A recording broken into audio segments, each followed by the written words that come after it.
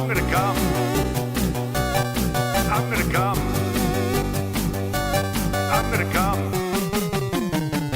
You blew it! Yeah!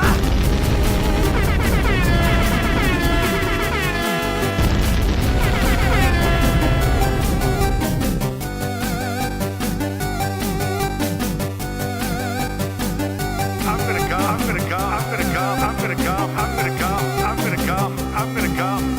You blew it!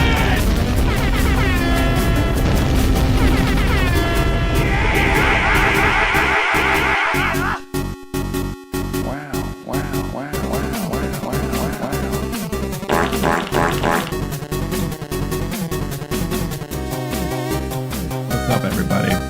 It's President's Day. Are you off?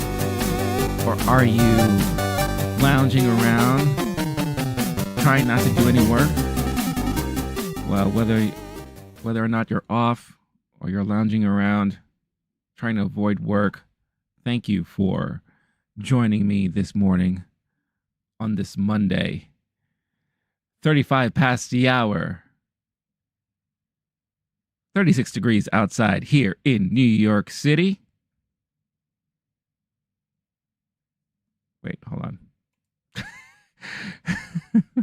And of course, my stream deck crashes. Woohoo! I'll do my own sound effects.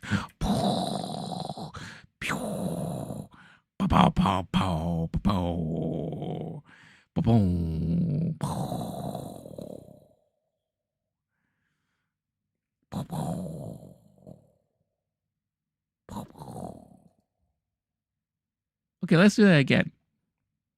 36 past the hour, 38 degrees here in New York City. Coming to you live on this President's Day here in Queens. Good.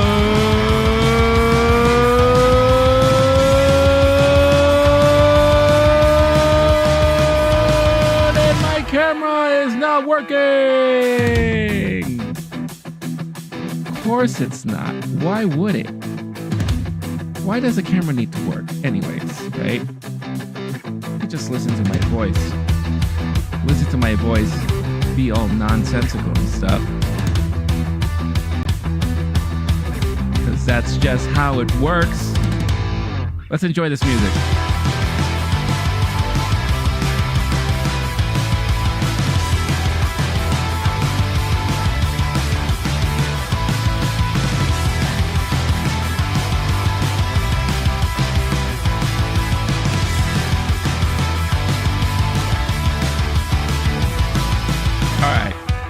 Let's get this show started, shall we? Motherfuckers. Sick and tired of shit not working. The hell. That's not what you came here to see. You didn't come here to see a bunch of failures, did you? You blew it! You blew it! Came here to fucking see a guy looking like Kevin Smith.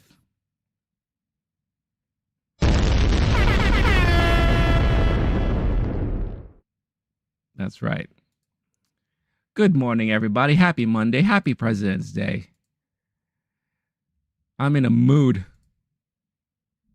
Because it's funny how things work. It's funny how just before you start streaming, everything is working fine. And the minute I speak and open my mouth, shit hits the fan.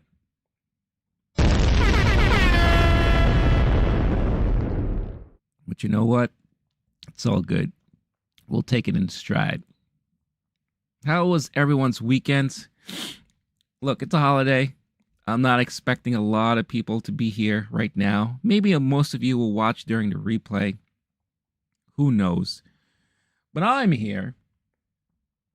Figured hang out for a bit, talk about some of the headline news that happened during the past weekend.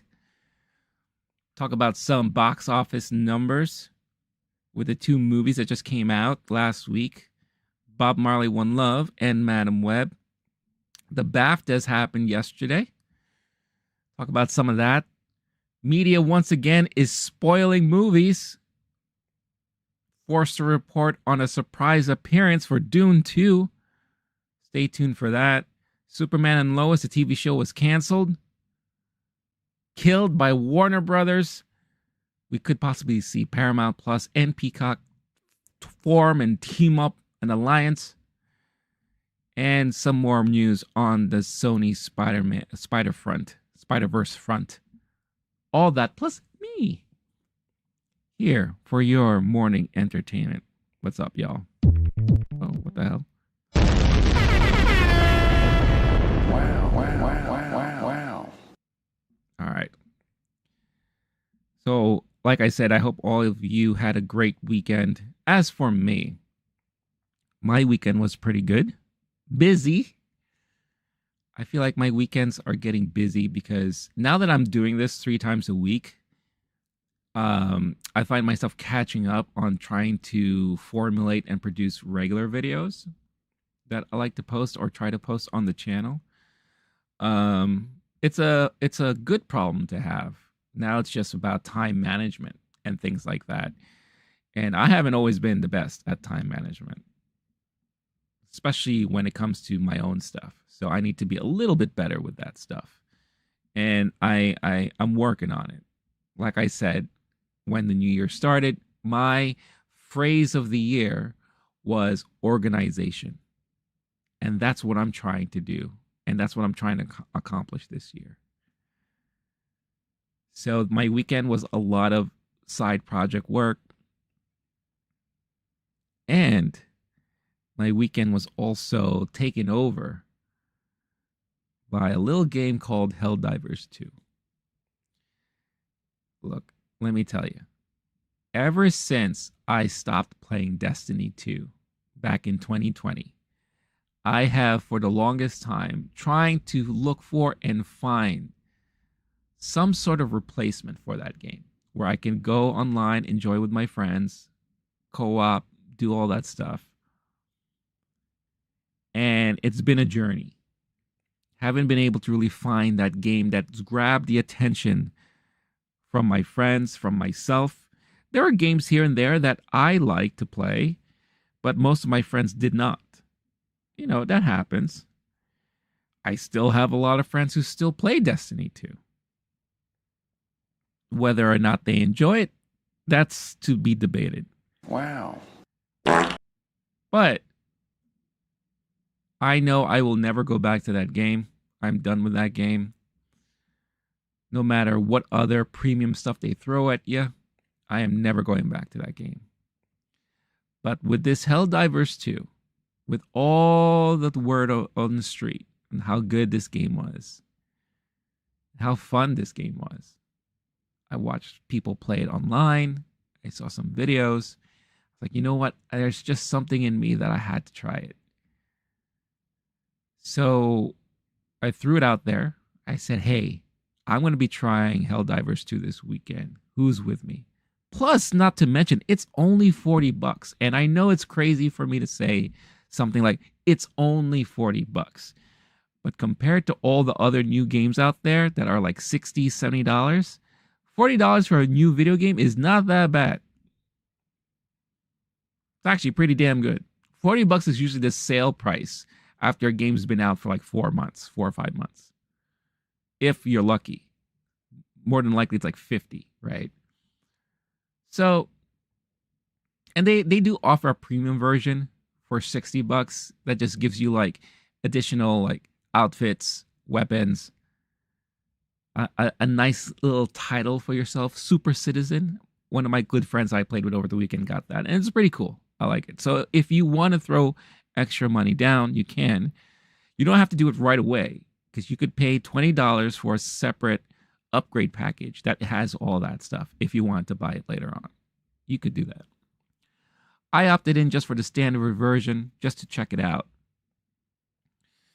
and was able to play with 2 of my friends over the weekend. And man, I am digging this game. I am digging this game. This game is fantastic. It is a lot of fun. It reminds me, and it got me excited the same way I got excited when I first played Destiny. And I was able to actually play with my friends online. That is the same type of excitement I got out of playing this game. And it's quick because it's all mission based. You drop down, you do a mission. If you want, you could explore the little area of the planet you're on. 1, 2, 3, you're out. Next, on to the next one, right? And it's not easy. You know, they offer like levels of difficulty. And sometimes, even at difficulty 1 or 2, you are faced with challenges, big time challenges. And it's like horde mode on overdrive, because in whenever you play horde mode, especially like in Gears of War, you're always tied to just one location. But here you are going around, sometimes from one place to another. And you can encounter patrols that will call in some help. So it's craziness. But it's a lot of fun, especially if you play with the right people. And it has all those feels just like Starship Troopers, Terminator, because they have what they call automations. Those are the robots. But they're straight up Terminators, man. Yeah, just like the bugs are straight up the same bugs like you saw in Starship Troopers. I believe they're called Terminids. But yeah, it's a lot of fun. And it's a good time to have with your friends. And there's no like long drawn out story either. I'm sure in time there may tie in some lore stuff in there. But right now it's just all fun mission based. You know? You're a Helldiver. You're supposed to spread democracy and liberty and conquer planets with your democracy. I mean, there's missions where you just basically raise a flag. And that's it. Just for democracy, for liberty. And it's a lot of fun. It's silly. The humor is great. The humor is hilarious. I brought up to one of my friends I played with over the weekend is that when you look at the weapons that you can purchase or unlock, but the ones particularly like the armor that you can purchase in the store, which is their in-game actual legit store, you have to buy currency with real money for that stuff. So that's kind of like how they make extra money, right? If you want to throw extra money into the game, you can, to make yourself all dolled up and looking nice. But it's funny because like each pieces of these armor have fake ratings that are like Amazon ratings, and it's so funny. It's so funny. There was one I saw, it was like a 1-star rating. The username was redacted, and the rating itself said, this entry is under review due to treason. That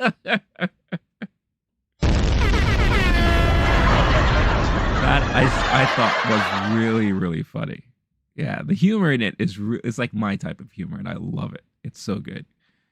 But yeah, that's Helldivers. I mean, they need to figure something out with the servers, because all weekend the servers were just clogged up and at maximum capacity, mainly because yesterday I read that they capped it at 450,000, because that's the most stable they could keep the servers while they're working on upgrading everything.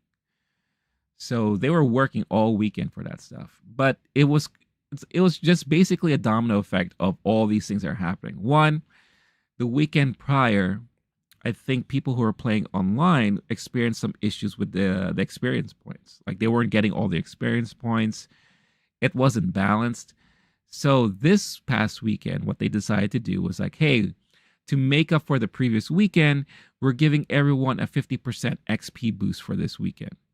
All right, so that's number one right there. That's like, all right, whether you already been playing it or you were thinking of playing it, what a great weekend to start, because you could get an XP boost. 2, it's a holiday weekend, so everyone's going to be playing because they have off today. And 3rd, PlayStation Plus was allowing people to play online without being PlayStation Plus members. So if you didn't know, in order to play online on your PS5 or PS4, if you wanted to play online with your friends, you had to be a member of PlayStation Plus, which is their monthly subscription, right? But for this past weekend, you didn't have to be that. Anyone who was on the system could play online with their friends. So you have all of these things happening, thus causing the craziness for Helldivers. Plus, Helldivers is the brand new title, right? So of course, everyone's going to want to play that thing. And ever since they launched, they've been experiencing server issues because they weren't expecting so many people, especially like the Steam community, to go out in full force and hop on this game. So they were breaking, concurrent player records all throughout this past weekend. Good for them. I'm really happy for these guys. It's from what I can tell, from what I've played, experiencing it with my friends, it's so well worth it to try it out. I highly recommend it. Yeah, so that's basically my weekend. And then here I am on this Monday, Columbus Day. You blew it! On this President's Day, here talking about bullshit. So let's go with bullshit. All right, let's take a look at some of the box office numbers, shall we? Box office card, boom. All right, this is the portion of the stream where we take a look at this weekend's past box office. Let's go.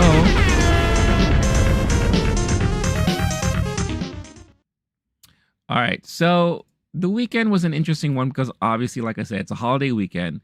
But the two main movies that came out this past week came out on Wednesday, basically on Valentine's Day. So it's really considered to be like a 6-day long release window for these brand new movies. But regardless of how you want to spin it, at the end of the day, Bob Marley was the one that was the clear victor from this past weekend. Switch over to the window here, and you can see Bob Marley for the full 6 days pulled in around 45 million. That's not including numbers from today. So these are just estimates for now, but they're estimating that Bob Marley is going to walk away from this whole 6-day extravaganza with $50 million around, roughly. Madam Web, on the other hand, this past weekend only made $15 million, and their 6-day total looking like it's going to be around $23 to $25 million, which is kind of what they were estimating. I said that it was probably going to do under 20 million. Now, if I was talking about just this past weekend, I'd be correct. I wasn't including its since Wednesday of last week, like the numbers from Wednesday and Thursday. So they're saying that probably after today, it's going to be more likely around 25 million, if not a little bit above that. So very poor showing on Madam Web, which is, again, not a big surprise. People, once the embargo lifted last week and everyone's reviews were coming out, I mean, it was just getting butchered left and right by critics, those who saw it early. I gave my review already last week on Madam Web. Basically, again, you could check it out. I'm going to try to clip it out because I think it's worth of a clip out. But bottom line, it is, in a way, very genius that they were able to make a movie that was an exact identical type of movie that you would have seen in the late 90s, early 2000s. If that was planned or not, who knows? But there's a certain brilliance behind that. It's not a good movie, but it's very nostalgic because it reminded me of the movies we got back during those times that we kind of considered to be decent movies because we didn't get anything else. So if that was their intention, kudos to them because they totally did it. But if that was not intentional, then I don't know what the hell happened with that movie. Bob Marley One Love was a decent movie, although it was a movie that couldn't find its own identity, I thought. Like what were you trying to tell us? Were you trying to express the messaging behind Bob Marley, what he stood for, the moments in time, things like that? So it was just really, really interesting to see what they were trying to do there. But out of the two, it was definitely the better movie for sure. And then in third, you got Argyle, still hanging in there in the top 5, pulling in $4.7 million from over the weekend. You have Migration, the only animated film out right now, $3.7 million over the weekend. You have The Chosen, the Fathom events of this is doing so well for this series. It's amazing how much it's doing. Wonka's finally knocked out of the top 5 with $3.4 million, but still in the top 10, so that's still very impressive. Not a lot of outings for families and kids right now. So Migration and Wonka is the only one. Ravi, did you see Ralph Breaks the Internet? I did. Ravi, you like to just pop in and ask about animated stuff, right? That's basically what you like to talk about. I feel like you just like talking about animation. Anyway, nice to see you here. The Beekeeper, Jason Statham's action flick, $3.2 million from the weekend. Anyone But You, Sydney Sweeney, and forget the other guy's name. The rom-com that everyone seems to like that is out, $2.4 million from the weekend. Lisa Frankenstein, the Cody Diablo. I keep reversing her name. Diablo Cody, written, directed by Zelda Williams, $2 million in 9th place. And this movie, The Land of the Bad, or Land of Bad, never heard of it.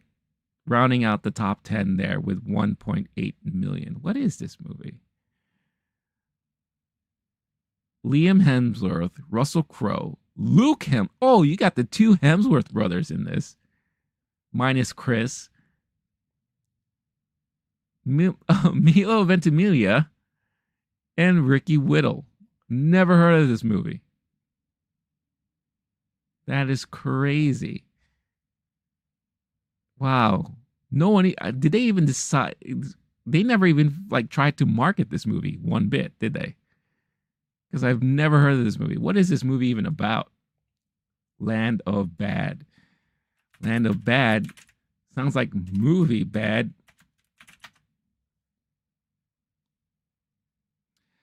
Naya Faust, what's going on? I might stream Aquaman today. Okay. I am very curious as to what you're going to think about it. Have you, obviously I'm thinking you like the DC films or you enjoy them enough, right? What did you think of the first Aquaman movie? I'm curious. So Land of Bad, let's see here. By the way, thank you for tuning in. Trying to get a synopsis here. And it's just not looking, this movie looks kind of whack. All right. Let's see what Wikipedia has to say. Land of Bad premise. Captain Eddie Reaper Grimm, a U.S. Air Force drone pilot, provides air support for a General Atomics MQ-9 Reaper to a U.S. Army Delta Force team on the ground in southern Philippines. After a mishap, Sergeant J.J. Playboy Kinney, a young Air Force TACP, all of these abbreviations and stuff attached to the drone team. And again, JTAC Black, part of an extraction team line. Okay, this just sounds boring. Just completely boring. Lack of marketing. The fact that no one really knows what this movie's about. I didn't know what this movie was about. Just spells basically doom for this movie. Land of bad. Nea Faust. First Aquaman was okay. The CGI was kind of wonky. Yes. Well, just hold on to your butts because you're gonna be possibly seeing the same here with Aquaman 2. I will say, with Aquaman 2, when I saw it in theaters, it was definitely very like fratty, broy type of energy. I feel like anything Momoa does kind of brings that out. There was a lot of moments where I was just like, I don't think they knew how to finish this moment. And there's this one part where the CG was like the worst thing I've ever seen, where you can kind of tell someone was being composited on top of something. And then when that moment happened, even more so, it looked terrible. And I was just like, I don't know what's happening here.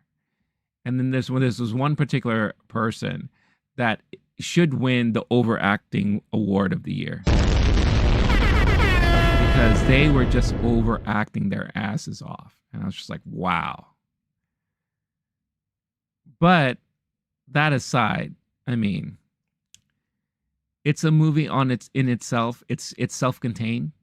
So you don't have to worry about things being tied to anything. And if you're okay with just like your regular popcorn flick, check your brain at the door kind of thing, then this is definitely going to be a movie for you. So, but I'm definitely curious. I mean, if you ever hop into another stream or whatever the case is, let me know what you think about it because I'm curious. I'm trying to think if it's even better than Madam Web. That's a good question for me. I don't know. TBD. I'll tell you one thing. That is definitely not that's not like the 1-2 duo I would want to see if I was doing like a movie marathon one day. That'd be like the worst idea. If I ever recommended that to my friends, I'm sure they would have kicked me out of the house. But hey guys, let's watch Aquaman 2 and Madam Web. Get the fuck out of here. Fuck off! Yeah, so that's the weekend box office there. Nothing crazy. We're still in the slow months, unfortunately. I don't think anyone was expecting Madam Web to move the needle at all as far as box office is concerned. To be honest with you, completely honest, I'm surprised it's made this much, especially with the word of mouth. I'm very happy for Bob Marley though, because when I went to see Bob Marley last week, I can tell people were enjoying the movie and they were having a good time. And that is a kind of movie you could bring like your family to, especially if you're fans of Bob Marley. Not only his music, but himself as a person and the message he represented. So I saw a lot of people really enjoying themselves during that time. But yeah, that's the weekend box office. Like I said, nothing too crazy. Nothing. We're not going to start seeing big movement until March. When you have the big movies coming out, when you have Dune 2 coming out, Ghostbusters. That's gonna be the time where you're gonna start seeing people really flocking to theaters again. Now, Foss, not too many choices. I bought tickets for Dune 2. Excellent reviews. Yeah, I know. Outstanding reviews from that London premiere. It's crazy how people were calling it a masterpiece, even more so than the first movie. And I thought the first movie was brilliant. And they're saying that it outdoes that. So I cannot wait for that. And plus, it just looks like everyone had a good time. They love talking about the movie, and they're very excited for it. So you got to give it that. I'm definitely looking forward to that. March, yeah, like I said, March is going to be that time where we're really going to get to see some decent movies coming back into theaters, and I can't wait, because going to the movies these past 2 months, well, I think I mentioned in January, I went to the movies once at the end of the month just to see Argyle. And even that for myself felt like a chore. And you never want to feel that way when you go to watch a movie. It's like, I have to go watch this movie because I have to talk about it or I want to talk about it. Right.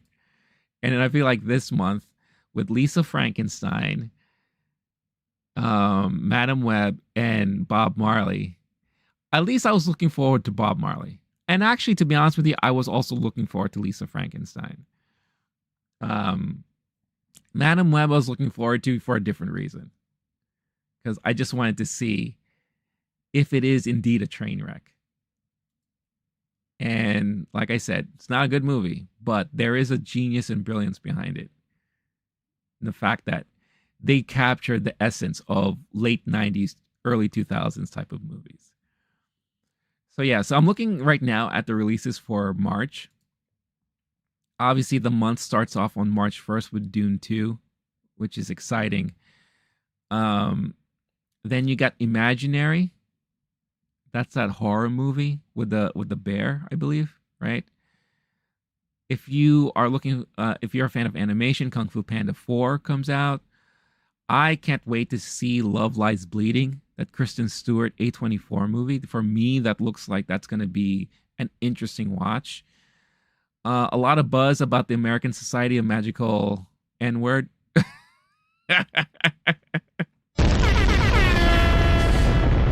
I don't know if I want to see that, to be honest with you, but it does look interesting. You got Ghostbusters, Roadhouse on Amazon Prime. There's just something that in me that wants to see that. Oh yeah, Godzilla X Kong comes out at the end of March too. Wow. You got two.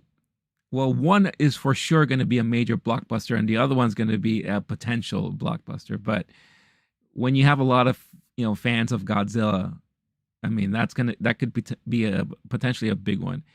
And I had no idea that one, they made a sequel to Winnie the Pooh, Blood and Honey, and two, that it's coming out next month according to this release schedule. Wow. Oh, and then there's that horror movie with Sydney Sweeney, Immaculate. Yeah, I definitely am curious about that. Wow, Sydney Sweeney's having quite a good couple of months between that rom-com, Madam Web, and now this horror movie coming out.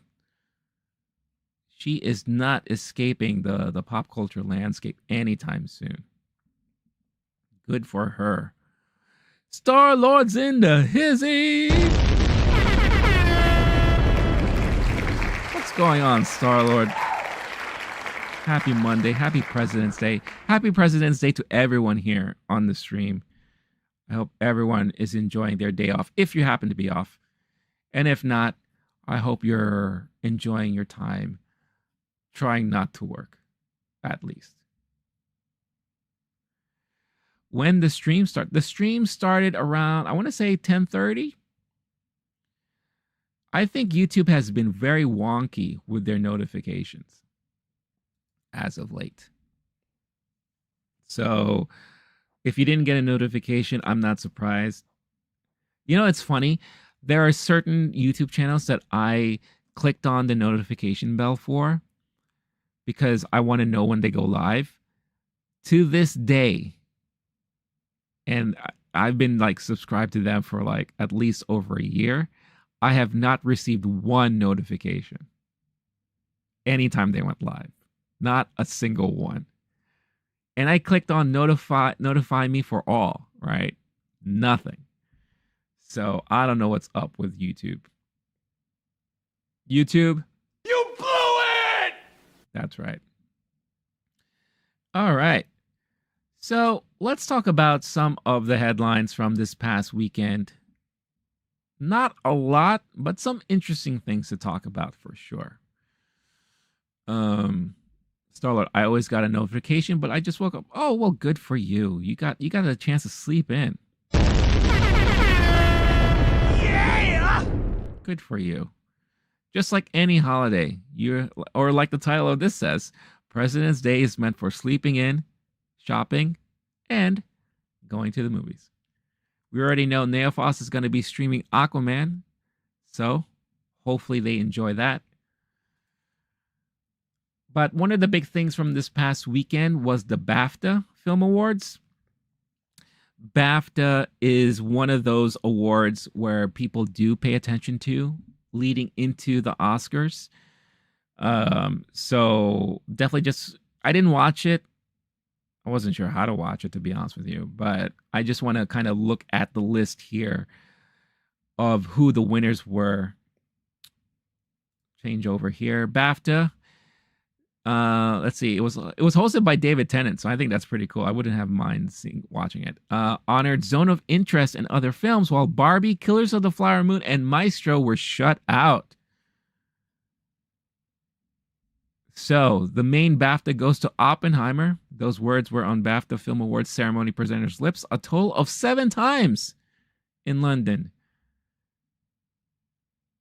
Michael J. Fox was there. I heard he got a really nice standing ovation when he went up on stage. I love hearing that.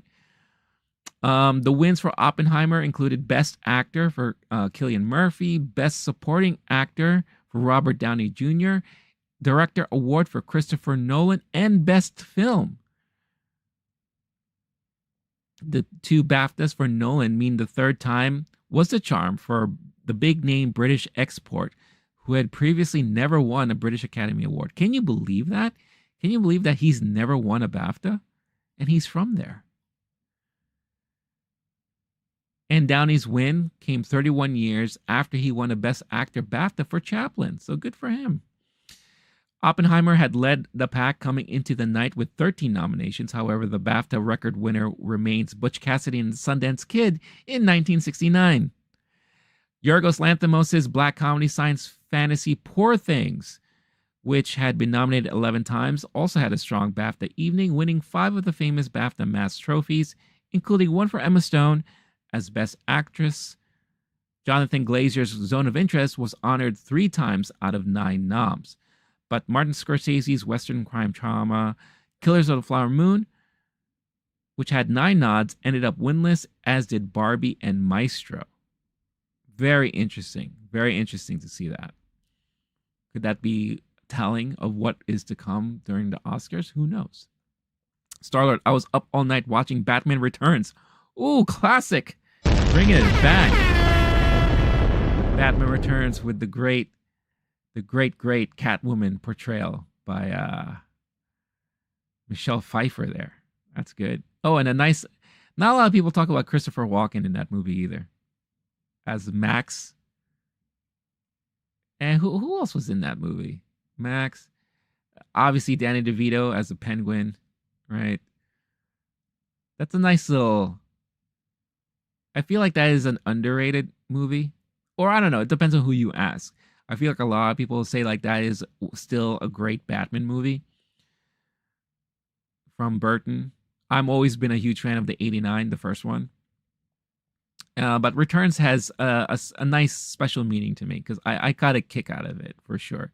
I remember when that movie came out, HBO had so many behind the scenes snippets and things from that movie. Like they kept showing them filming Michelle Pfeiffer with that whip scene in the department store, and how I think she came up with the idea of the skipping jump rope with the whip. I think she brought that was her idea.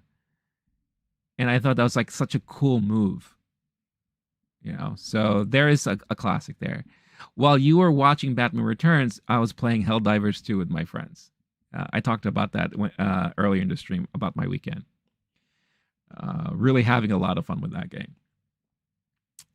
Continuing here, German star Sandra Hüller also left without a trophy after having been nominated for the Zone of Interest in the Best Supporting Actress category and as Best Leading Actress for her role in Enemy of Fall.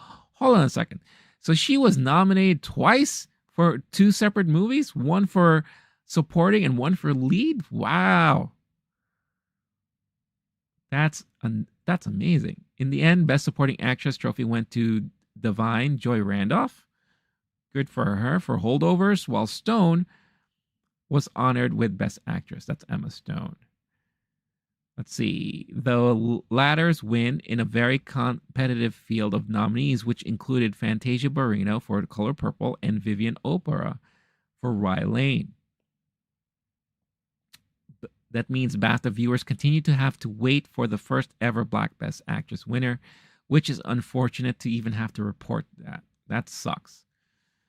Anyways, Stone enchanted the crowd with an acceptance speech in which she thanked her mother for giving her life and being the best person she knows, and her dialect coach for not laughing when he had to teach her how to say water the British rather than the American way, given that her character was British. Thank you, England, for accepting me, she added. Oh, isn't that nice?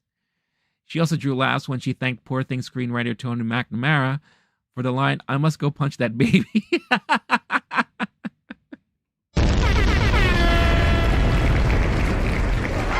That was a great line in that movie. That was so funny. It just shows you like how unhinged of a character she was, because she just wasn't familiar with things. And, you know, the movie at the end of the day really explores how someone is really getting to know their senses and just all the little things that happen and how aware they are. So when she was in that restaurant and the baby kept crying, you could tell she was just like, what the hell is that damn noise? And she's like, I'm just gonna have to go over there and punch that damn baby. That was a great line. Let's see here. This talks about Donnie Jr.'s speech. Here, another memorable moment of the night was Best Animation Film win for The Boy and the Heron from Hayao Miyazaki. That's good. They weren't in attendance though. Best Actor, Writer, Director Samantha Morton, known for playing Alpha in The Walking Dead, was on hand to accept the BAFTA Fellowship, the organization's highest honor, dedicating it to children in need. Oh, that's nice. Samantha Morton, which one was she? Samantha Morton. Was she the one? Oh, that's right. Okay. Yeah. She played like the, whatchamacallit, those guys who would pretend to be zombies and they would just like walk around and like whisper to each other. The Whispers. That's it. That's what they were. That's who they were.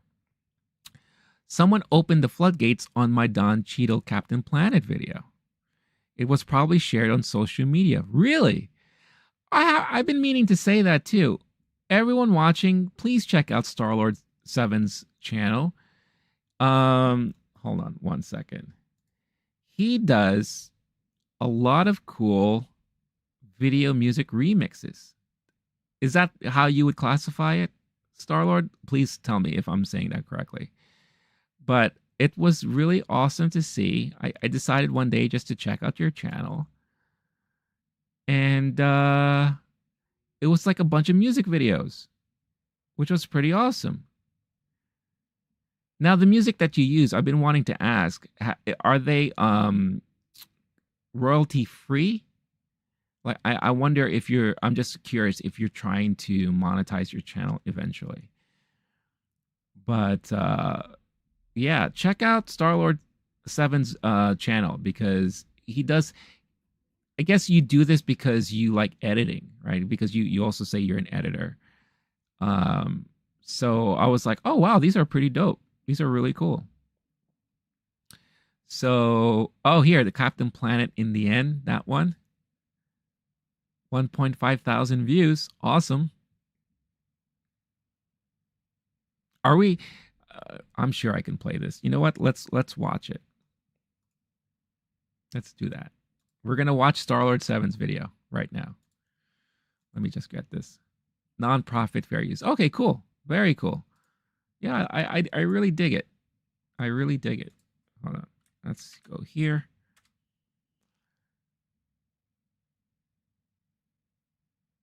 All right. And then maybe as we play this, Star-Lord, you can tell us in the chat a little bit about it. Remember, turn off the faucet between usages and recycle those. This is from the Funny or Die thing, right? I'll turn you into a fucking tree. Captain Planet, motherfucker. Oh, did you add the song?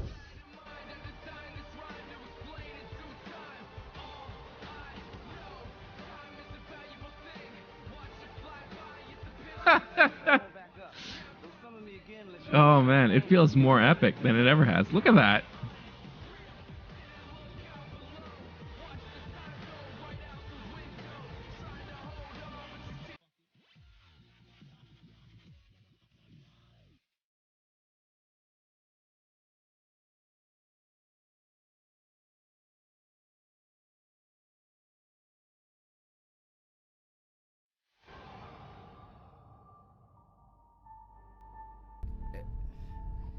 Everybody's a tree. Oh no. I do it. Oh no. The power is mine, bitches. Well done. Well done. Very, very cool. Love that. Yeah, I probably got caught on some like tweet or something like that.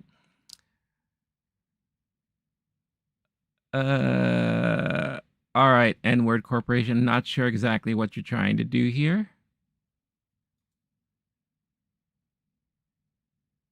But not a fan. All right. That's really cool. So you use fair use music. That's awesome. That's really awesome. How often do you produce these videos, Starlord? Just out of curiosity.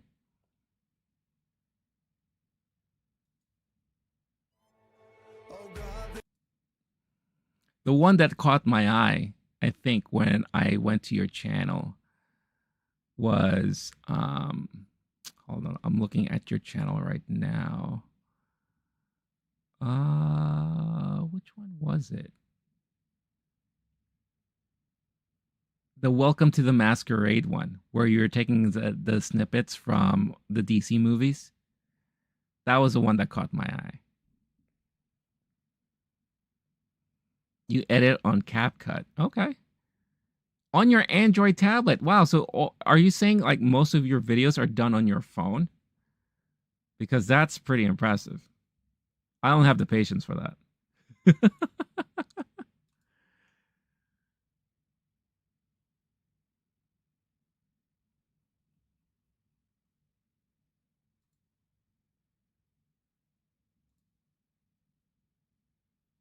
All right. Really cool stuff. So yeah. So when you have a chance, check out Starlord 7's channel. Really awesome stuff there. Yep, it's actually easier than PC. Oh, wow. Who knew? That's awesome, man. Good for you. That's awesome. Yeah, so check out his channel. He does a lot of cool things there. You'll definitely appreciate it for sure. All right, moving on to some other headlines here. There was big news that dropped about Superman and Lois. I believe this was the lone standing CW DC show that's still around. Well, it ain't around no more. So Warner kills Superman and Lois because they wanted to make room for Legacy, or they wanted to avoid any confusion or questions about, well, who's the real Superman in the DC universe? So the fourth season of Superman and Lois on the CW will be the show's last, and now it has been revealed why the show was canceled.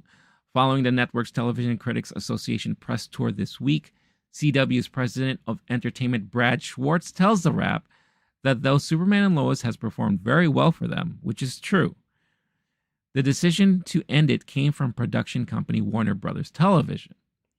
He says specifically, they don't want a competing Superman product in the marketplace, in reference to James Gunn's upcoming 2025 film, Superman Legacy. Crazy.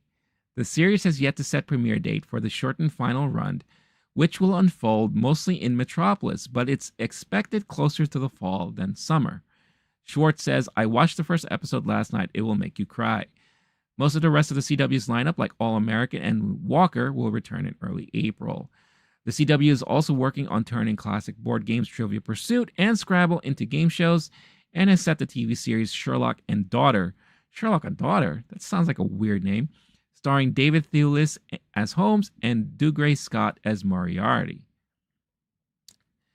I love Marvel and DC and everything in between. Nice. Yeah. there's equal love for them. I root for everyone because again, growing up, these are the things that I've watched, right? I've watched Marvel stuff, I've read Marvel stuff, I've watched DC stuff, I read DC stuff. I mean, I always root for the two. That's why it hurts when, you know, they mess up or they do crazy things like this. I heard this show was very popular. Now, I've never watched it, but I heard a lot of people really enjoy this show. They say the chemistry between the two leads are very good. But for some reason, unlike the previous regime, they're like, no competition. We don't want any confusion at all between these properties, which wasn't the truth before. But if that's the case, then why are we going to have a Robert Pattinson Batman? And from what it sounds like in the James Gunn run, he's going to have his own Batman. So is it more of a TV versus movie thing? It's kind of weird. Or is Superman that one character that is very specific that we cannot have any, or we can't afford any confusion here?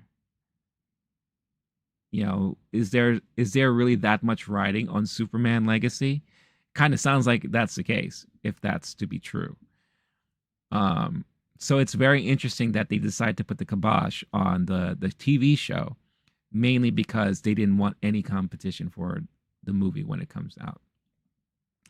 I feel bad for the actors involved, you know, which sucks. But I thought that was a very interesting piece of news. And I remember when this news dropped, there were a lot of people online that were just kind of flustered. And you're like, I don't understand why they're doing that. Why can't we have the alternate universes? You know? Hey, Scottish Geek Guy is here. What's up, Scottish Geek Guy? Check out Scottish Geek Guy's channel. Also, he does movie reviews. He's based out of Europe. I don't exactly know exactly where. I don't want to just say Scotland because that would just be assuming. Yeah, but he does movie reviews also on the channel, on the YouTubes there. So definitely check out his channel too because he does some movie reviews. So yeah, so that's the Superman and Lois news. I don't know. What do you guys think about that? Should there be multiple existing universes instances? I mean, they had it before. Why kill it now? Right? Star-Lord, the Batman Returns should be the name of the next film. Instead of Batman Returns, it's The Batman Returns. I'm actually looking forward to that. And what was it? I think I saw a picture or something online recently that Robert Pattinson was on the set of the Penguin show for HBO. Or for Max. I keep calling it HBO. Force a habit. So it'll be kind of cool to just see him pop up in there if that's true. But, you know, it's been, James Gunn said, like, right, the Pattinson Batman is like an alternate universe Batman. It's not his main Batman.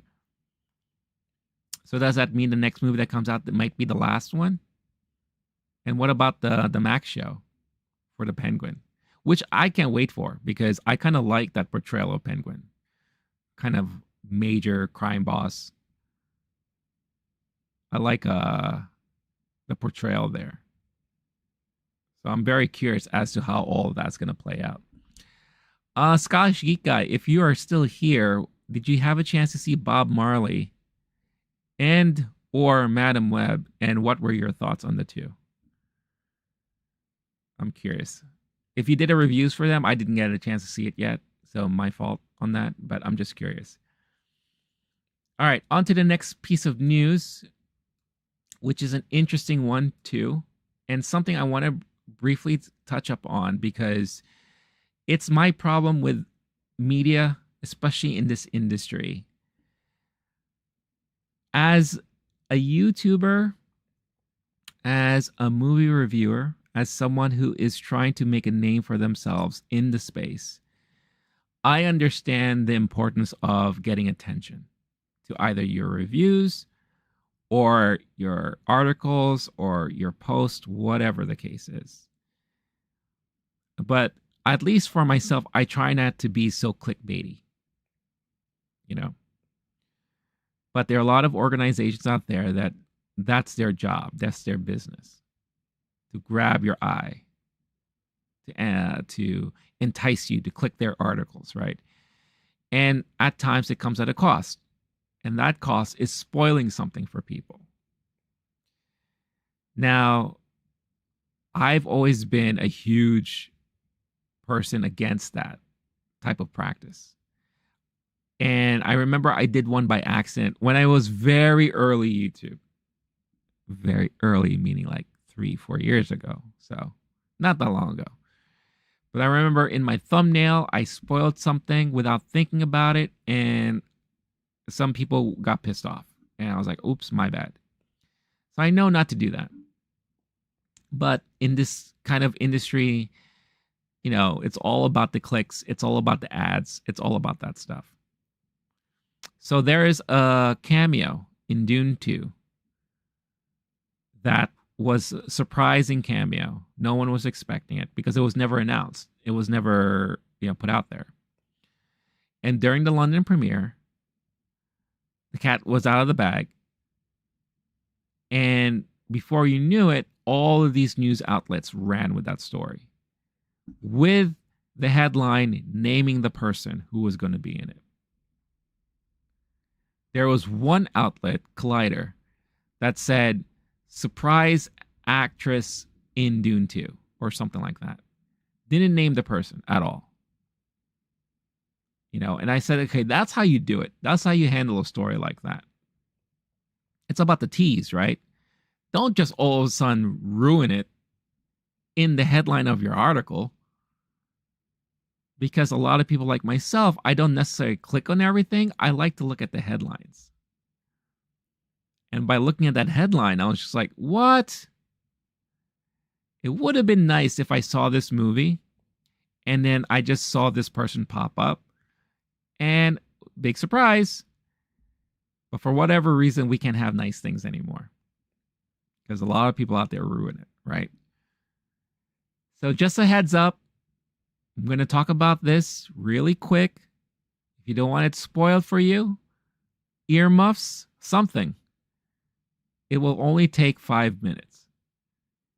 However, this piece of news have already made the circuit, social media circuit and all, so it's not really a surprise anymore. But if you still want to be kept in the dark, 5 minutes, I promise, max, I'll talk about it. All right, starting in 3, 2, 1, here I go. Anya Taylor-Joy is in Dune 2. So as if she isn't in another big movie that's releasing this year in Furiosa, here we go. The actress appeared on the red carpet at the Sci-Fi Adventures London premiere as rumors swirled of her surprise role in the hotly anticipated sequel. So cat's out of the bag, or better yet, the giant space worm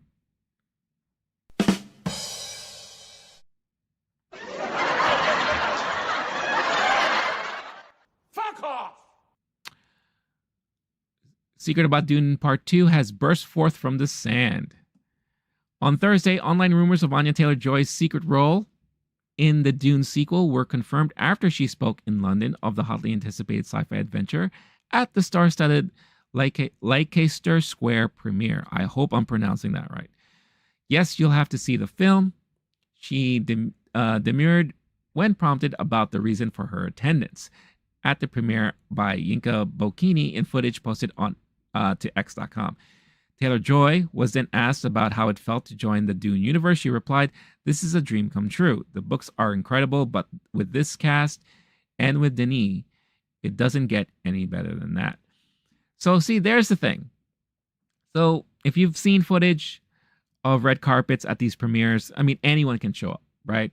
I could walk down a damn red carpet if I was invited, and you would just think, oh, who the hell is this guy?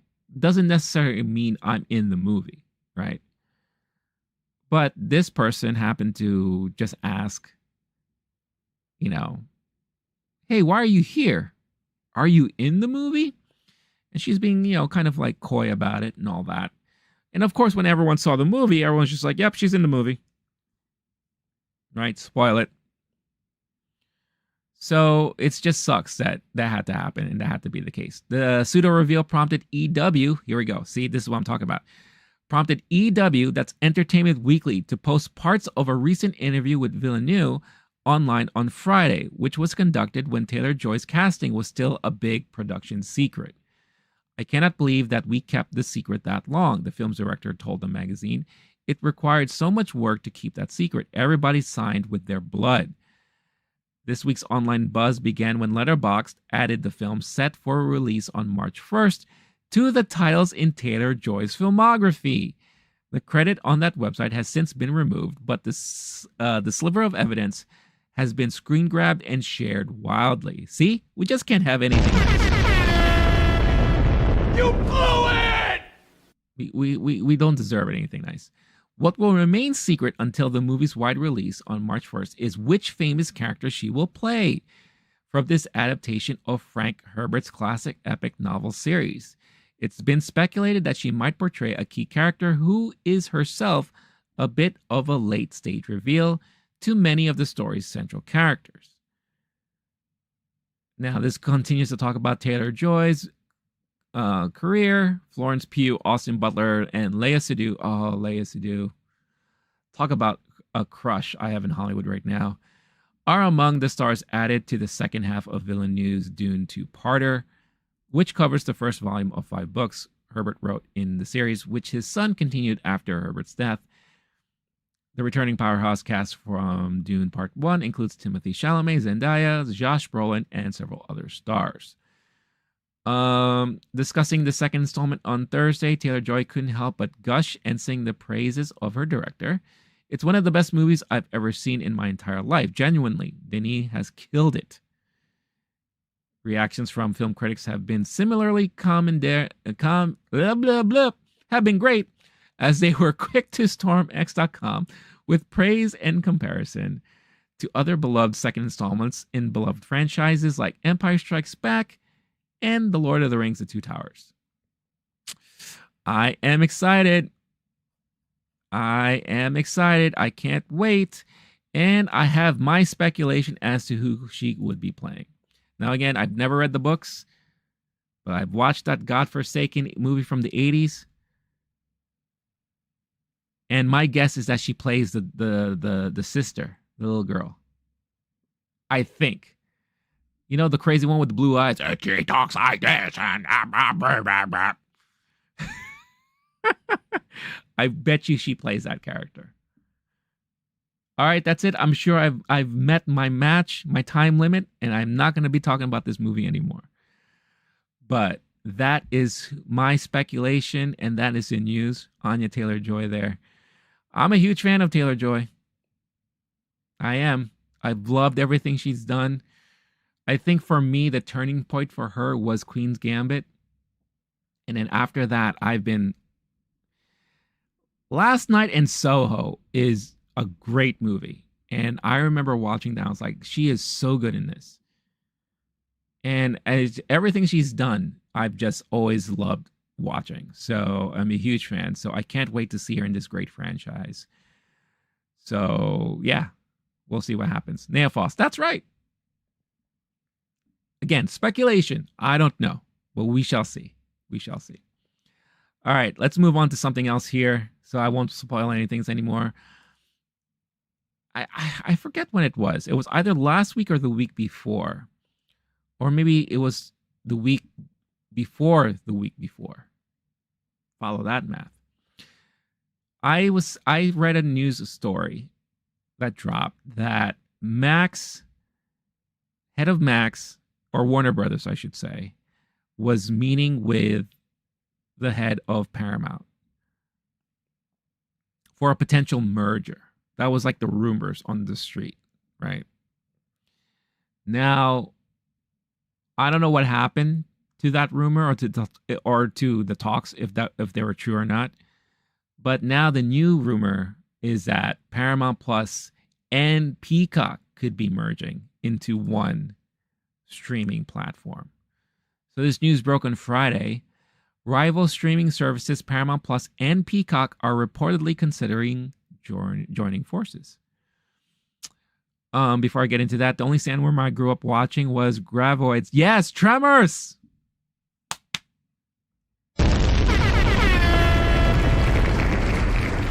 A great campy movie from back in the day with Kevin Bacon.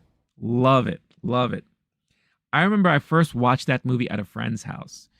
He had a sleepover, and one of the first things we did is like he popped in that movie and said, "Hey, let's watch this movie, Tremors." I was like, "I've never seen it." Man, was that fun. I don't think I've watched it since, though, to be honest. I need to go back and watch that movie. But that is a great, it's a product of its time, but because of that, it's so much fun. And you're right, they should, that could be prime for another, like a reboot or a sequel with today's technology and special effects. I think that would be a lot of fun.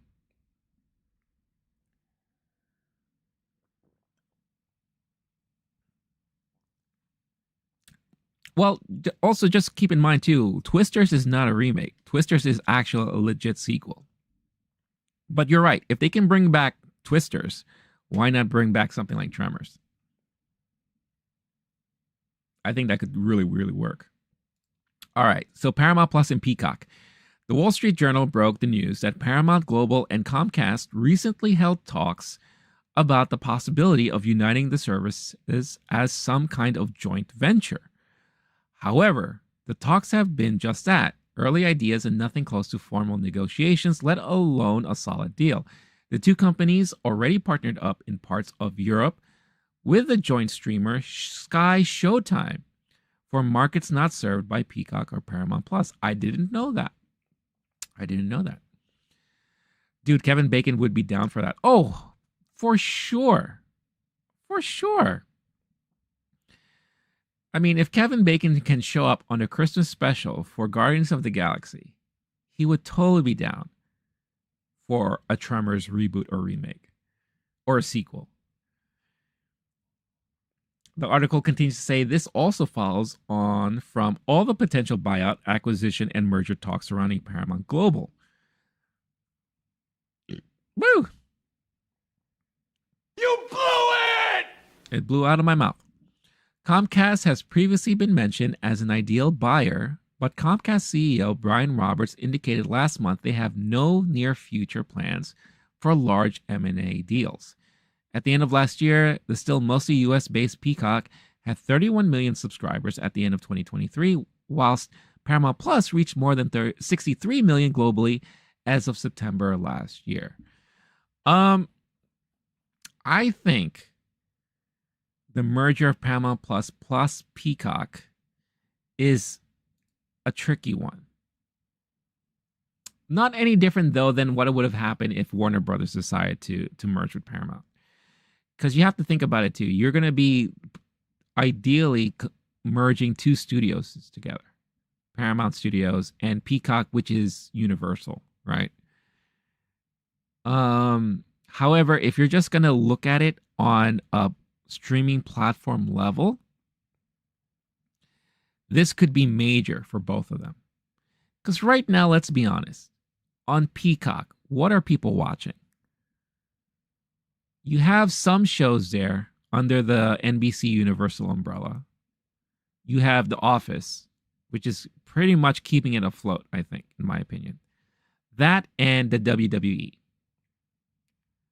Now, eventually, because of that deal that they signed, it sounds like the WWE is going to be teaming up with Netflix. So does that mean they're going to be removing their content from Peacock and moving to Netflix? We don't know yet.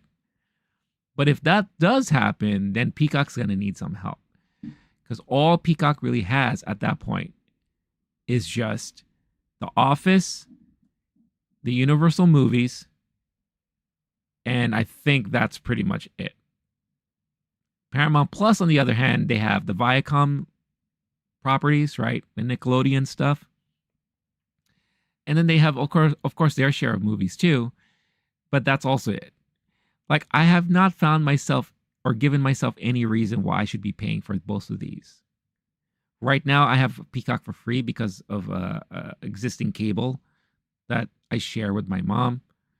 So I have Peacock for free. Paramount Plus, I think I had a free trial. Tree trial? Meep meep. You blew it! I'm losing my mind. And I'm reaping the benefits. I didn't know Twisters was a sequel. They're repeating some of the same things from the original. Yeah. I believe I read an article with the director, and it is supposed to be a legit sequel.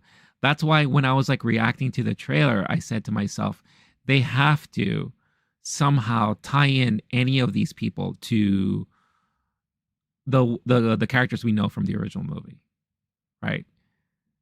Like Helen Hunt, Bill Paxton, even what's his face? Dusty. Dusty is the character's name, but it's Philip Seymour Hoffman. There had to have been at least people that they've worked with, or maybe a son or a daughter, who knows? You know, so there has to be, and I'm sure they're going to explain it when you watch the movie. But I'm really, really curious as to what's going to happen there when they do all that. So yeah, so in regards to this deal, I think honestly it would be exciting to see Paramount Plus and Peacock join forces, because Paramount, from what it sounds like, they need help. They really need help. I don't know if it's monetary or anything, but they need help. And joining forces with another streaming service again would just be beneficial for both, because at the end of the day, who are you competing with?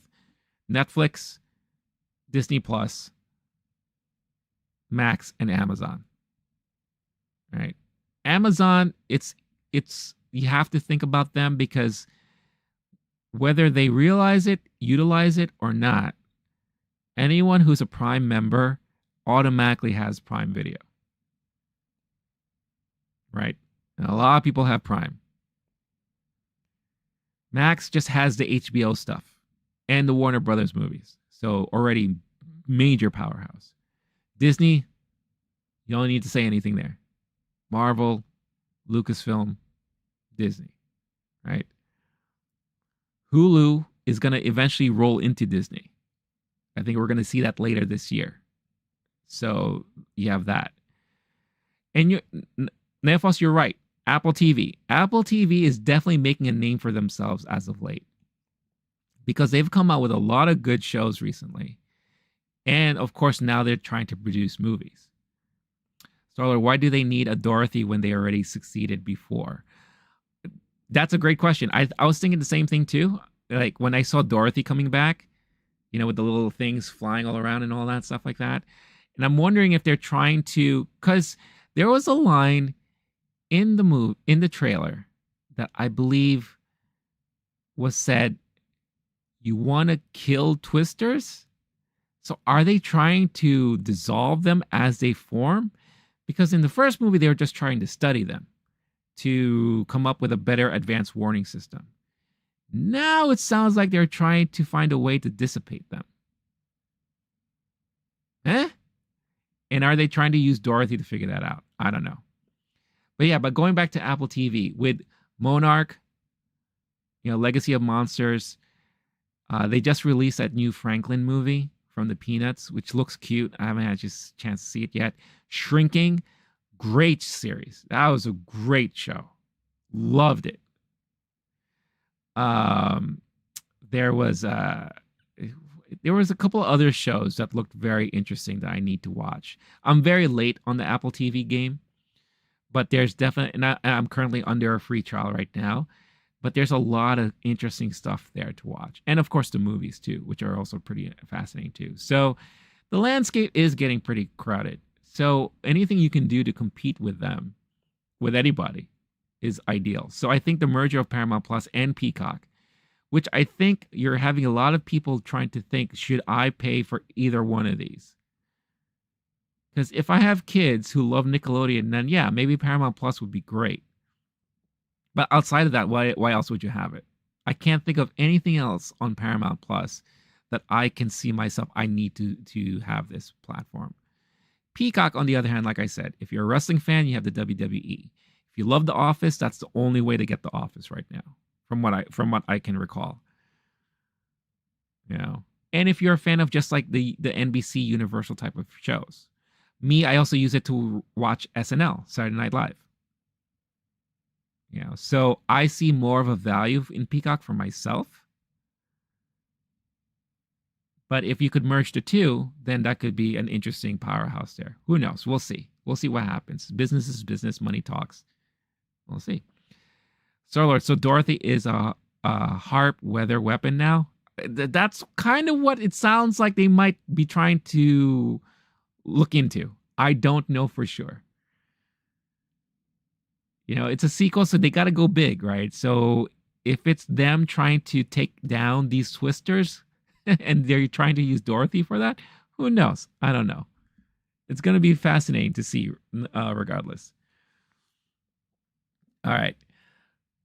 This last bit of news that caught my eye, it revolves... What is this? What are you trying to ask me here? Get out of here. It involves the Spider Universe over at Sony. So, Silk, Spider Society Writers Room paused at Amazon.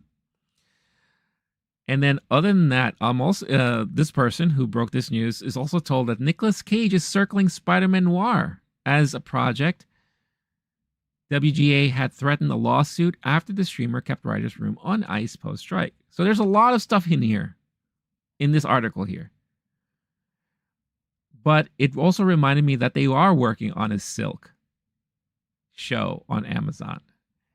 And it looks like that's going to be kind of in danger right now. There's a clarification here. We've updated the story below to reflect that Silk Writers Room has been paused, according to sources close to the studio, though the show remains in active development. An early version said that the room had been scrapped. In the meantime, many writers and staffers on the series have been released to pursue other work. That in itself just doesn't sound good at all already. Pause, scrapped. There's trouble for this. And we'll read the article in a bit. Star-Lord, they're not jumping the shark, they're jumping the cows. We've got cows. And in this trailer, twins! We got twins! You blew it! I'm gonna come. So yeah. All right. The hotly anticipated Silk Spider Society has paused its writers' room, releasing writers to pursue new work minus its showrunner, even as the show remains in active development, sources close to the show tell The Ankler. Deadline had previously reported that the Silk Writers' Room was set to reconvene in mid to late January. The Ankler learned that the show had been back only a few weeks before writers and their reps were informed of the pause this past week. Yeah, this doesn't sound good. For me, this sounds like they're second-guessing even moving forward with this show. Maybe it's because of the blowback from Madam Web. Who knows? But that doesn't sound good at all. The series was the first of several live-action Marvel Sony co-productions to get green light from Amazon. I should have said green lit. Also in the works is Spider-Man Noir, where I'm told Nicolas Cage is in serious talks to take on the lead role on the series, which will be set in 1930s New York City. Sony declined to comment. So that just means that is a possibility. Now, that is a show I would love to see. I would love to see a Spider-Man Noir series with Nicolas Cage. I'm assuming it's going to be animated, but even if it's not, can you imagine if we get a live action Spider-Man Noir series with Nicolas Cage in that role? Sign me up.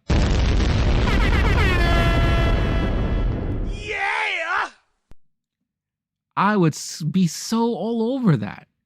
For me, that just sounds exciting. I don't know. Maybe I'm nuts. But I'm down for that. Anyway. article continues to say a source close to the studio says that Angela Kang, who has a multi-year overall deal with Amazon, will continue to act as showrunner for the series that centers on Korean-American heroine Cindy Moon, who, according to reports of the logline, is bitten by the same spider that bit Peter Parker and goes searching for her missing family. I thought that spider died. So what continuity are they going off of here?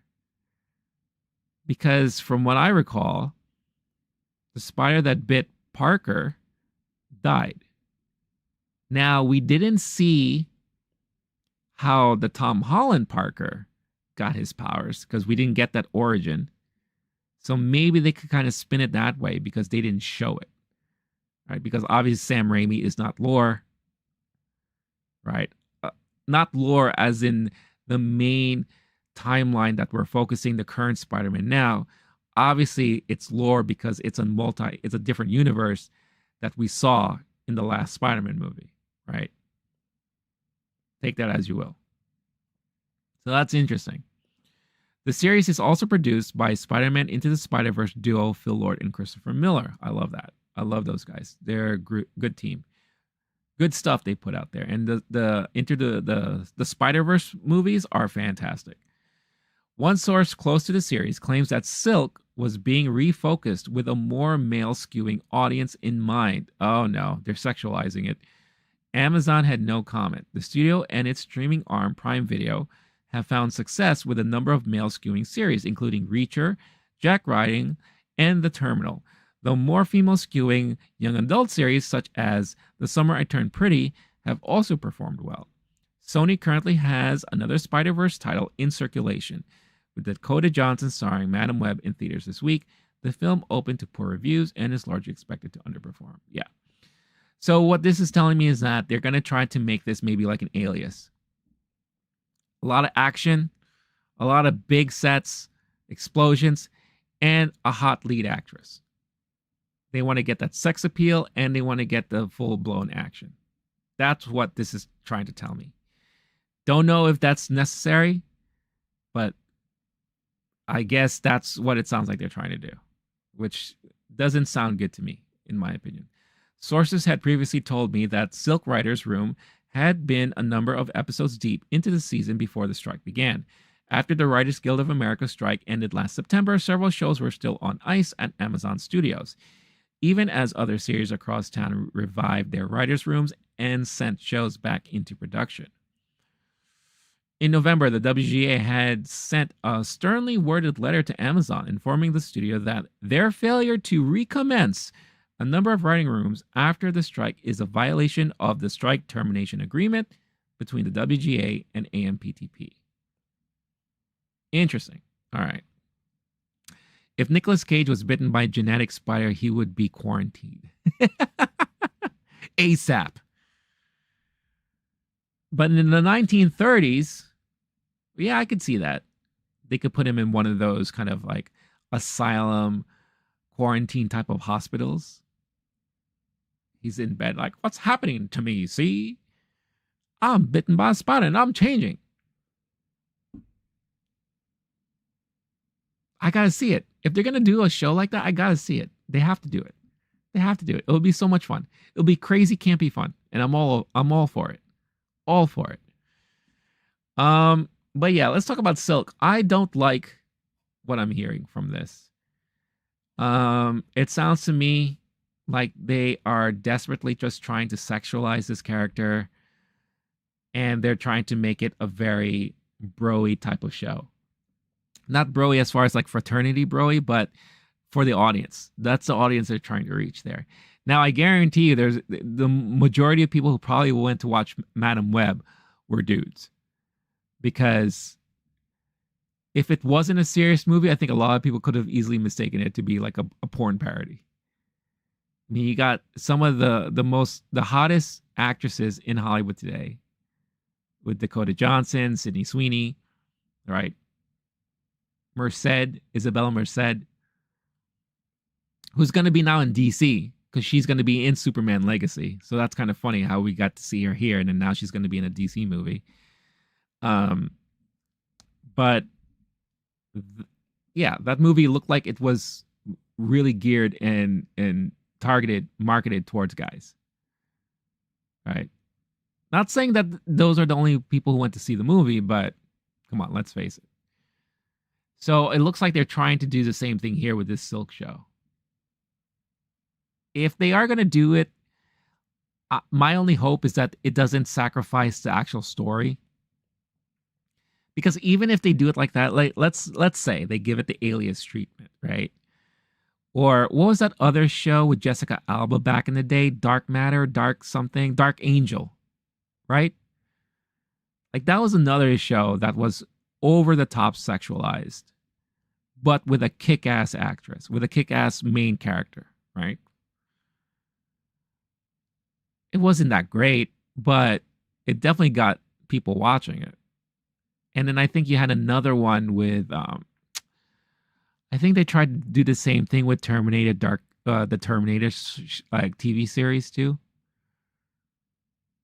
You know, like this was obviously a time when they were really trying to overly sexualize the main characters. Because I think they saw what happened with Alias and they were trying to recreate that formula. And of course, before Alias, we got Buffy, right? But that in itself was more like Beverly Hills 90210 type of, people in that show. So it sounds like they're trying to do that same thing here. And I don't know. I don't know if I'm down for that. But if the story is appealing and the story actually works, I hear a lot of people love Reacher and Jack Ryan. Jack Ryan, that's a John Krasinski, right? So it'll be really interesting, to see what will come out here. But still, give me that Nicolas Cage noir show. I need that today. I need that yesterday. So Terminator 3 was in a way. You're right. Yeah, you're right. When they switched focus to a female lead Terminator, you could tell like they were trying to like sexualize the character and really get those type of eyes on it.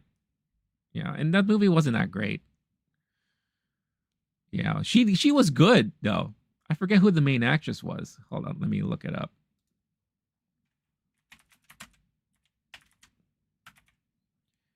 Terminator 3, not Genesis. Christiana Loken. Yeah, that was. Oh yeah, that's right. Claire Danes was in that movie too. That's right. One of my younger crushes there. But yeah, Christiana Loken was the main Terminator there. And she was in Blood Rain too. Oh my gosh, this poor actress. Just tied to a lot of these. Okay, let's look at her thing here. She was in Painkiller Jane, Bump and Grind, Mortal Kombat, Conquest, Girls of FHM. What? Dark Stories. Yeah, not a lot of good stuff here. That's kind of unfortunate for her. Yeah, that's bad. I remember watching that movie, Terminator 3, and wasn't it at the end they found themselves in a bunker? And I don't recall if they escaped that bunker or not. It's been such a long time ago, and I think by that time they got themselves in the bunker, I was just like, "What's happening here? What are we watching? What's going on?" It's just. This just sounds, it just feels like I'm watching a train wreck. It's a disaster at this point. Mortal Kombat Conquest. I love that series. I never seen it. What was that, a network or a syndicate series? I can't recall. I remember when it came out, but I can't recall where you could watch it.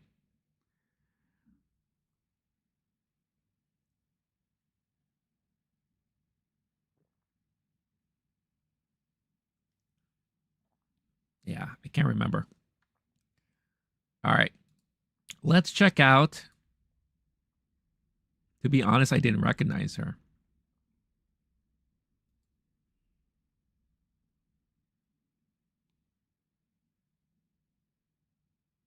Yeah, well, kind of like the same, like how I couldn't recognize her name too. Like I remember, as they always do, when they casted her for that role in Terminator, they were making a big deal. I feel like they were really trying to push her. Hollywood tends to do that a lot. Like they'll get like a fresh face and they try to shove that person down our throats. And most of the time it doesn't work. Yeah. Who was the guy in I think it was in Dark Fate, the other Terminator movie that came after that. Who was the lead in that one? Terminator Dark Fate. Maybe it's not Dark Fate. Let's see. Because you had Tom Hopper in that one. Oh, Gabriel Luna was in that?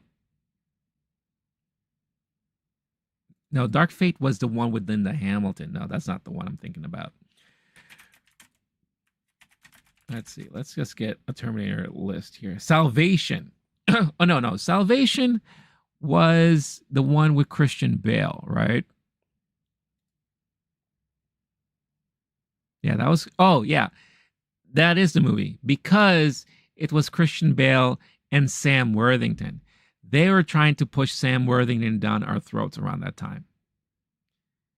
And it didn't really work out. I mean, yeah, he's in the Avatar movie series, and I'm sure he's very happy with that. But other than that, before Avatar came out, before the Avatar sequel came out, he just wasn't getting anything. But I remember they were trying to push him so hard. So hard. I think Taylor Kitsch got the same problem too. They were really trying to push him as a star. And every time they do that, oftentimes it's a miss. And it sucks for whoever that person is because all of a sudden they just doesn't work out. It just doesn't work out. And it hurts their career more than anything, which is unfortunate. All right, let's see what's buzzing on Twitter right now. Let's see some of the latest things here. So, the re-release of Dune Part 1 has earned 30 million worldwide. Awesome stuff. I believe that's mostly IMAX too, so that's pretty cool. Let's see what else could be happening here.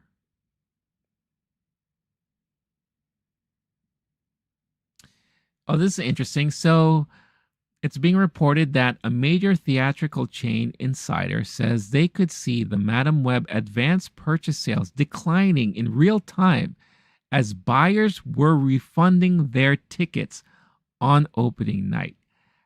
Ouch. Or as E.T. would say, ouch.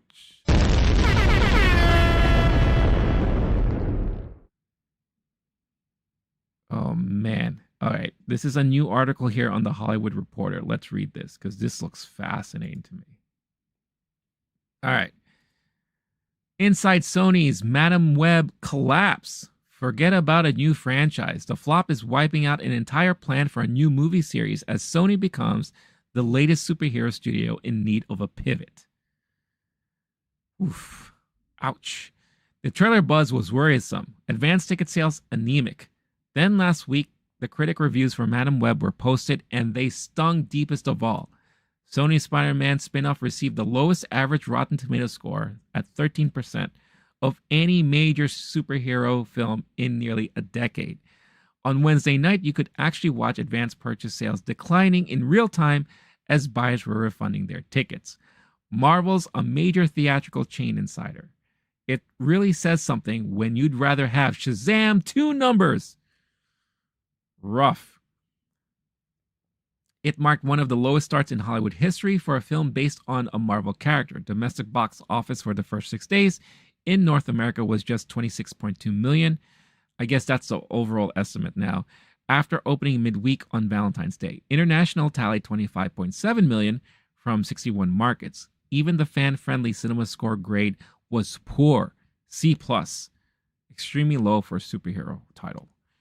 Like DC and the once unstoppable Marvel, Sony is now finding itself in under the gun to reevaluate how it makes comic book movies. Sony's previous Spider-Man universe movie 2022. Blah blah blah. I'm dyslexic. 2022's Morbius was a critical bust and much maligned by fanboys online, but at least it managed to earn 170 million worldwide. I think that has a lot to do also with the meme culture. That movie was memed so hard that I think a lot of people were kind of watching it because of that. And watching it kind of to give it, like, I guess somehow the Rift Tracks MST3K treatment while you're in the theater. There's no such hope for Madam Web, plus the features collapse doesn't just impact this film, but a new potential franchise led by star Dakota Johnson that Sony had hoped to spin out. Spoiler alert, her character is connected to Peter Parker, whose birth is documented in the movie. Yes, I know that. And if you didn't, oopsie, but I also talked about that on Friday's stream. The film introduced a trio of supporting characters played by Isabella Merced, Celeste O'Connor, and Sydney Sweeney, now one of the top stars her age. Sorry, it's Isabella Merced. What did I call her before? I apologize. It set up a future in which the three could have become a team of Spider-Women under the guiding eye of Johnson's Cassie Webb. Now that's not going to happen. We're not going to see another Madam Web movie for another decade plus, quipped one industry veteran. It failed. Sony tried to make a movie that was different type of superhero movie. Madam Web joins a troubling trend for the superhero genre.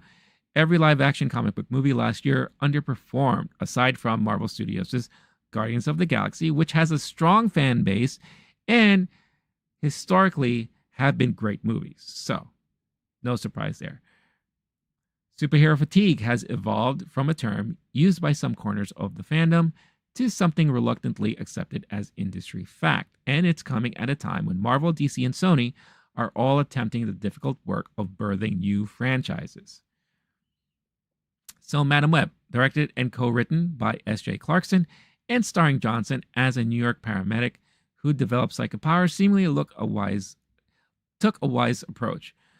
When there are capes and cowls on every metropolis corner, doesn't it make sense to avoid the usual tropes and try for a more grounded feeling, suspense thriller with low-key charm, and moreover, make a superhero movie for women and young girls? Yeah, but you don't do it like that, though. Not the way they did it. That's not how you do it at all. If you want to do something like that, you should have copied something that Barbie did. We are in transition when it comes to superhero movies, notes the insider. I don't know how big that transition is or what the other side looks like. It may be fewer movies but bigger brands. Sony is willing to take some risks, but also wants home runs. That's good.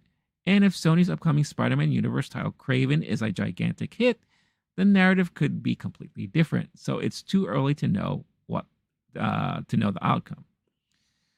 The current mood on the Sony lot is gloomy, an insider says. The studio has certainly had notable wins under movie chief Tom Rothman's tenure, including the Oscar-nominated Spider-Verse series and the live-action Venom. A third Venom starring Tom Hardy is due out November 8. Rothman is known for keeping a close watch over budgets, and it has been widely reported that Madam Web cost $80 million, but the actual number is in the low $100 million range, according to several sources.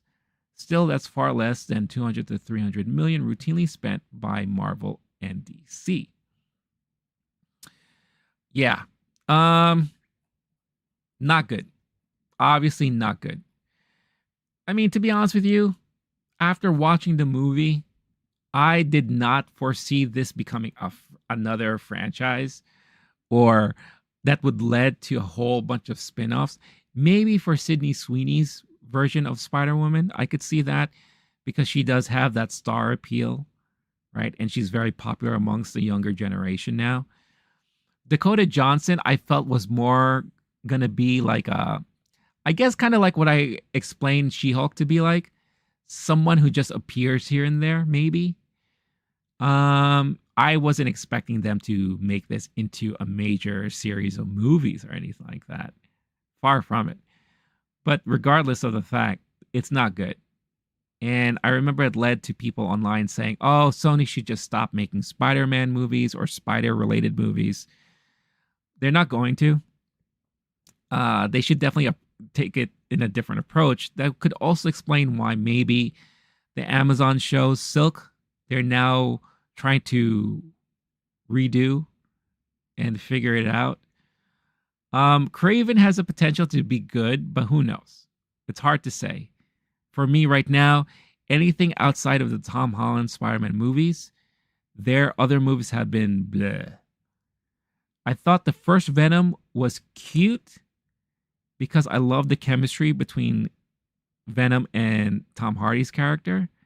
The second one was atrocious. That was just a hot piece of garbage. Morbius was a hot piece of garbage. This one, not good. Wouldn't say hot piece of garbage, but not good. So yeah. The trend hasn't been great. At least Spider-Verse has been fantastic. So at least they have that. But Sony needs to figure something out. There's also like people talking about, oh, Sony should just give back the IP, the license back to Marvel. They're not going to do that. They make tons of money from it.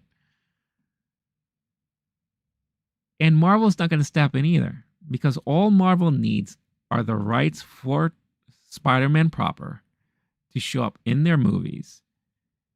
And of course, since he's in their movies, they want him to look good when they make the Spider-Man solo movies. So of course they're going to have a hand in those solo movies.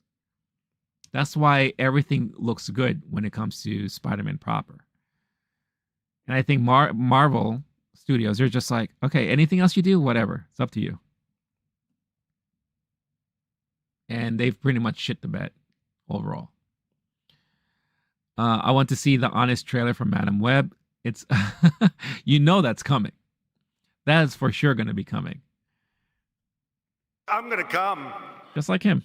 You blew it! I'm gonna come. So yeah. Sony, don't know what you're going to do, man, but you need to figure it out because it's not looking good. Not looking good. All right, let's see what other headlines from this morning. Anything worth talking about here?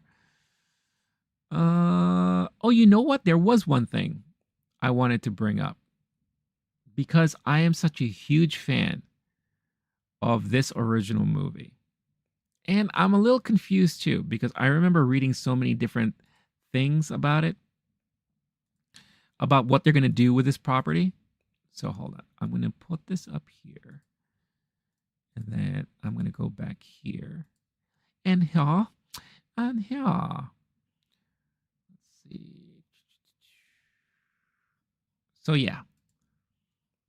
So I have been a huge fan. If you happen to follow me on Letterboxd, on Letterboxd they have your 4 favorites of all time. You'll see that one of my 4 favorites is the original Clue movie. I love that movie to death. I watch Clue, the movie, at least once or twice a year.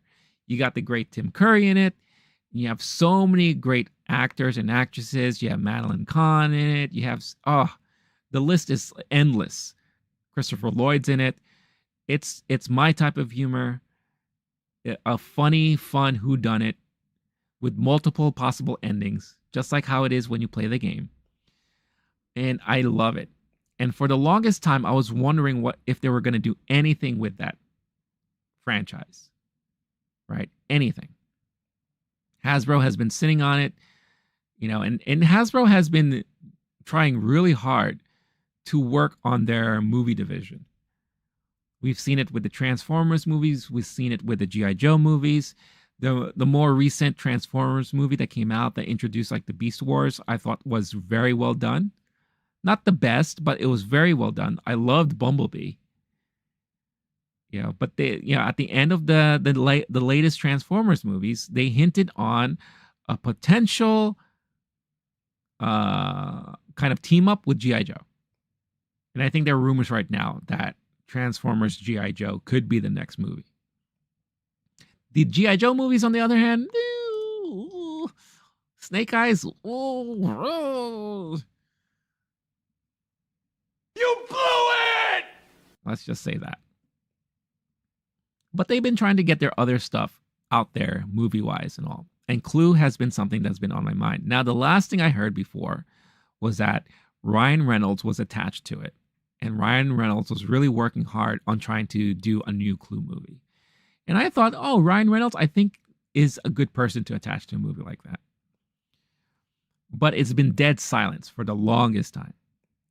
Now it's being reported, and this is just a quick blurb. Jeff Snyder here, who I follow, he has a lot of inside scoops that I would say 90% rate of coming true. So exclusive, Hasbro is shopping the film and TV rights to a little game called Clue. So it looks like right now they're looking for a buyer. They're looking for a studio to partner up with. We don't know what's happening, but if they're actively doing that, that means they're actively serious about trying to put something out there for it. I believe, hold on, and Starlord says, I love the Family Guy Clue episode. I don't know if I've seen that. What season is that from? If you happen to know, let me know. Because I don't think I've seen it. So the Clue movie, the original Clue movie came out in 1985. So we are approaching its 40th anniversary. Is it 40 years? Next year will be its 40th anniversary. My God, can you believe that? 40 years ago? Holy cow, I'm getting old. You blew it! So I would only assume that they would love to put something out there to celebrate its 40th anniversary. And what better way to do it than putting out a new movie, I think, in my opinion. Whether it's a theatrical movie or maybe a streaming movie, something. We've seen that these murder mysteries, they work. People like them. The Knives Out movies do well, and I've enjoyed both of them. I mean, good director tied to it and good ensemble cast. These Agatha Christie Poirot movies, Murder on the Orient, The Nile, the last one, Haunting on Venice, was really good. I like that. That was like a return to form for that. They do well. So these murder mysteries stuff could go well. And if they go the route of being semi-serious but also very comedic and have that ability for the multiple endings, maybe do something like Netflix does with Dark Mirror. Is it Dark Mirror or Black Mirror? But they had that interactive episode where you could kind of choose your own adventure when it comes to it. What if they did something like that with this? I mean, that would be so much fun. Make it interactive, an interactive movie. Because there was something on Netflix. It was like a quiz show that you played every week, I think, on Netflix. And it was very interactive. And I enjoyed it. I said, this is brilliant. You know, and then they did something with The Undertaker, I think, on Netflix. It was like The Undertaker, and I think The New Day was there, and it was like a choose your own adventure type of movie. I thought that was a lot of fun.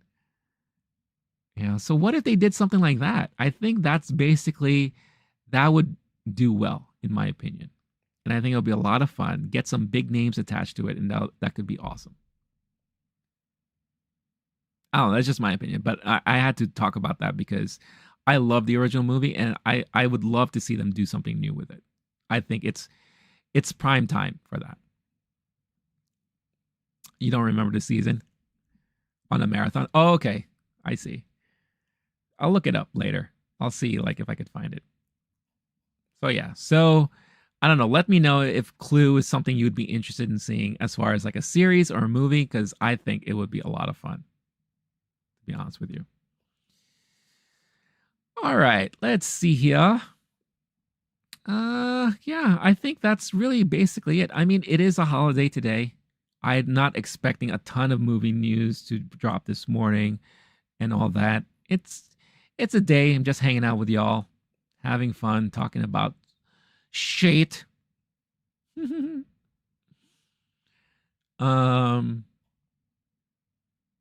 It looks like they released a new clip from the upcoming Avatar series, The Last Airbender. I can't wait for that to drop. Never watched Avatar fully, so I'm going to be going into this live action fresh. I think it's going to be a lot of fun. So, yeah. All right, y'all.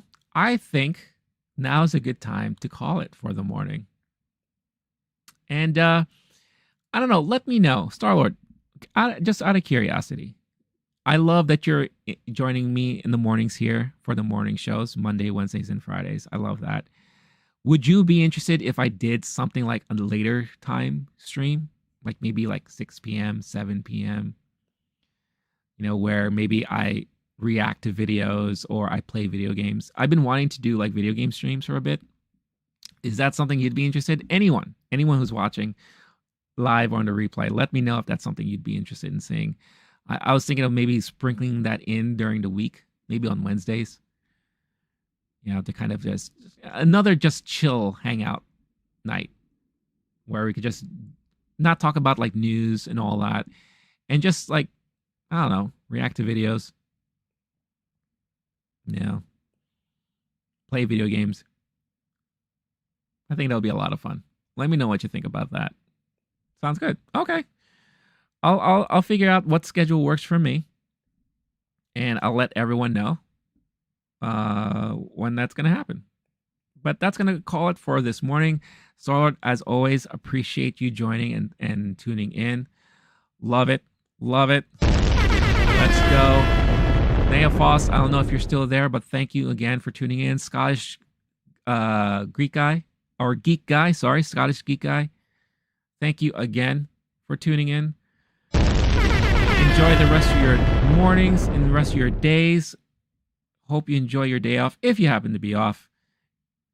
If not, make sure you slack enough to enjoy your day. If I don't see you in the next stream on Wednesday, enjoy your week. Have a good one. Always good to have a fresh, brand new week. Almost like a fresh start every week. So make it the best you possibly can. Stay cool, stay classy, stay safe, and I will catch you all next time. Have a good one, everyone. Peace out. Bye-bye. Oops, not that.